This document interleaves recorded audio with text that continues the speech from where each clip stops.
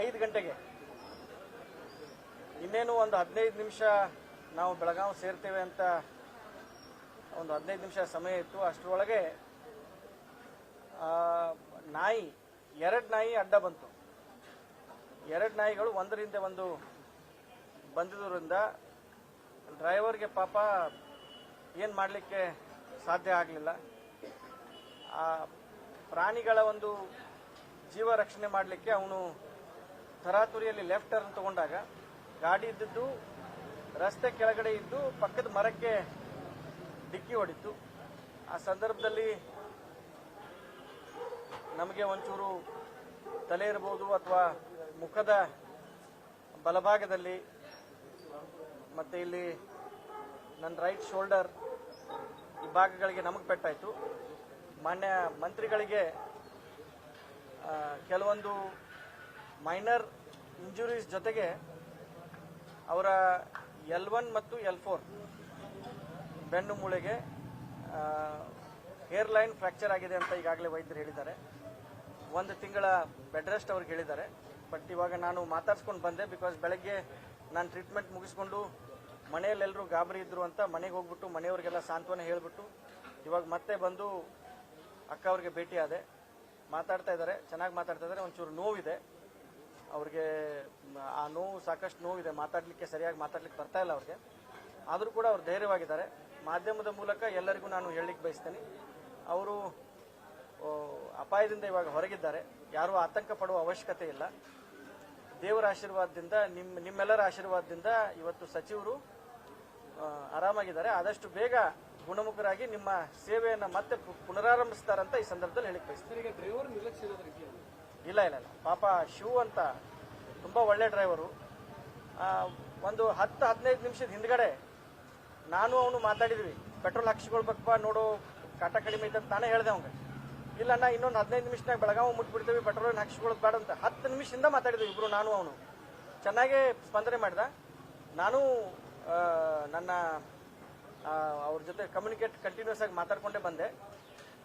ನಾನು ಗನ್ಮ್ಯಾನನ್ನು ವಿಚಾರಿಸಿದೆ, ಏನಾಯ್ತಪ್ಪ, ನಮ್ಮ ಗನ್ಮ್ಯಾನ್ ಹೆಸರು ಇರಣ್ಣ ಏನಾಯ್ತಪ್ಪ ಅಂತ ವಿಚಾರಿಸಿದಾಗ, ಅಣ್ಣ ನಾಯಿಗಳು ಬಂತು, ಆ ನಾಯಿಗಳನ್ನ ತಪ್ಪಿಸ್ಲಿಕ್ಕೆ ಹೋದಾಗ ಈ ಒಂದು ದುರ್ಘಟನೆ ಆಯ್ತಂತ ಅವನು ಹೇಳಿದಾನೆ. ಡ್ರೈವರ್ ತುಂಬಾ ಒಳ್ಳೆ ಡ್ರೈವರು, ಚೆನ್ನಾಗಿ ಡ್ರೈವಿಂಗ್ ಮಾಡಿದ್ದಾನೆ. ಅವನೇನಿತ್ತು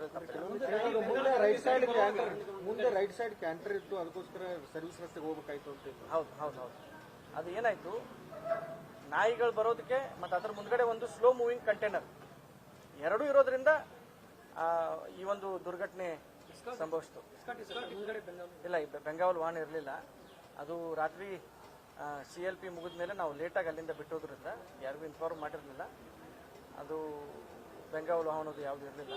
ಇನ್ನೇನು ಒಂದು 15 ನಿಮಿಷದಲ್ಲಿ ಬೆಳಗಾವಿ ಮುಟ್ತಿದ್ವಿ, ಅಷ್ಟರೊಳಗೆ ಇದೊಂದು ಘಟನೆ ನಡೆದೋಯ್ತು.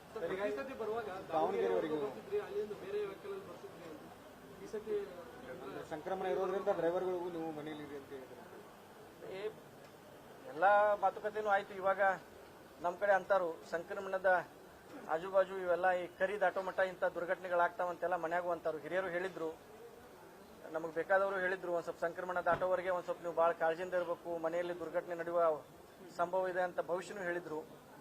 ಆದರೂ ಕೂಡ ಈ ಒಂದು ಅಚಾತುರ್ಯ ನಮ್ಮಿಂದನೇ ಜರುಗಿದೆ. ಈಗ ನಮ್ಮಿಂದನೇ ಜರುಗಿದೆ. ಅದು ಆಗಬಾರ್ದಾಗಿತ್ತು, ಈ ಘಟನೆ ಒಂದು ಆಗಬಾರ್ದಾಗಿತ್ತು. ಹಬ್ಬ ಇರೋದ್ರಿಂದ ಪಾಪ ನಮ್ಮ ಬೆಳಗಾವಿ ಡ್ರೈವರ್ ನಮಗೆ ಫೋನ್ ಮಾಡಿದ್ದ, ನಾವು ದಾವಣಗೆರೆವರೆಗೆ ಬರ್ತೀವನ್ನ ಅಂತ.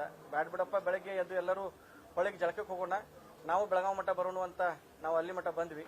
ಏನೋ ಅವನ್ನ ದಾವಣಗೆರೆವರೆಗೆ ಕರೆಸ್ಕೊಂಡಿದ್ರೆ ದುರ್ಘಟನೆ ನಡೀತಿರ್ಲಿಲ್ಲ ಅಂತ ಇವಾಗ ಅನಿಸ್ತಾ ಇದೆ.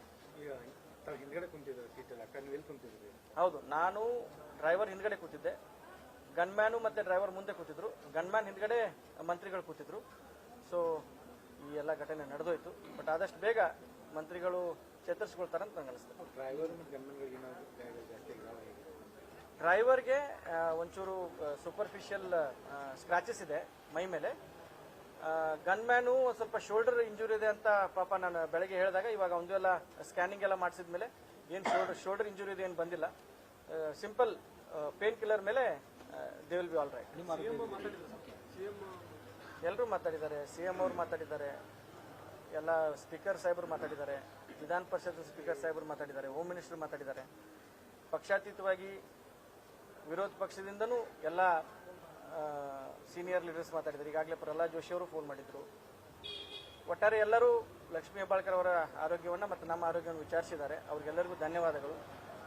ಅದೇ ರೀತಿ ನಾವು ಬೇಗ ಗುಣಮುಖರಾಗಿ ಮತ್ತೆ ಸಮಾಜ ಸೇವೆಯನ್ನು ಮುಂದುವರಿಸ್ತೀವಿ ಅಂತ ನಿಮ್ಮ ಮೂಲಕ ಹೇಳ್ತೀನಿ. ಮೇಡಮ್ ಬೆಂಗಳೂರಿನ ಆಸ್ಪತ್ರೆಗೆ ಶಿಫ್ಟ್ ಮಾಡಬೇಕು